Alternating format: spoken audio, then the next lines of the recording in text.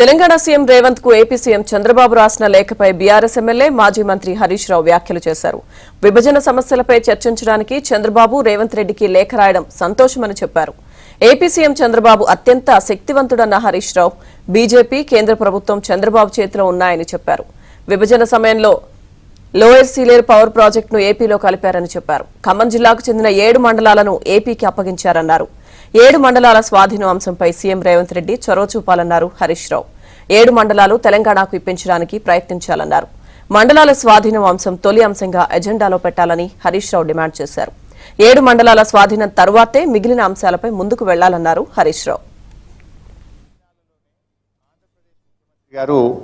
చంద్రబాబు నాయుడు గారు రాష్ట్ర విభజన సమస్యల మీద చర్చించడానికి మన ముఖ్యమంత్రి గారికి లేఖ రాసినట్టుగా పత్రికల్లో చూశాం. సంతోషం. ఏదైనా చర్చల ద్వారా సమస్యలు పరిష్కరించుకోవాలి. అయితే మన రాష్ట్రానికి సంబంధించిన అతి ముఖ్యమైన సమస్య, రాష్ట్రం ఏర్పడిన తొలినాళ్లలోనే 7 మండలాలను లోయర్ సీలేరు పవర్ ప్రాజెక్టును ఆ రోజు అన్యాయంగా ఆంధ్రప్రదేశ్లో కలిపారు. రాష్ట్రం ఎంతగానో నష్టపోయింది.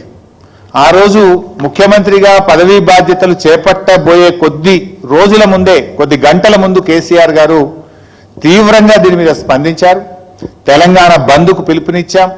పార్లమెంట్లో కూడా ఈ బిల్లు పట్ల తీవ్రమైన నిరసనను తెలిపి అడ్డుకునేటువంటి ప్రయత్నం చేసింది బీఆర్ఎస్ పార్టీ. కానీ బిల్లును ప్రవేశపెట్టింది బీజేపీ, బిల్లుకు మద్దతు ఇచ్చింది కాంగ్రెస్ పార్టీ. మరి రేవంత్ రెడ్డి గారు ఈ విషయం మీద చొరవ చూపాలి. మీ సహచరుడు ఈరోజు ఆంధ్రప్రదేశ్ ముఖ్యమంత్రిగా ఉన్నారు. వారు ముఖ్యమంత్రియే కాదు, దేశంలో ఉండే ఎన్డీఏ ప్రభుత్వం ఆయన మీద ఆధారపడి ఉంది. ఎన్డీఏ ప్రభుత్వం, బీజేపీ ప్రభుత్వం ఆయన మీద ఆధారపడి ఉంది. సో రేవంత్ రెడ్డి గారు చొరవ చూపాలి.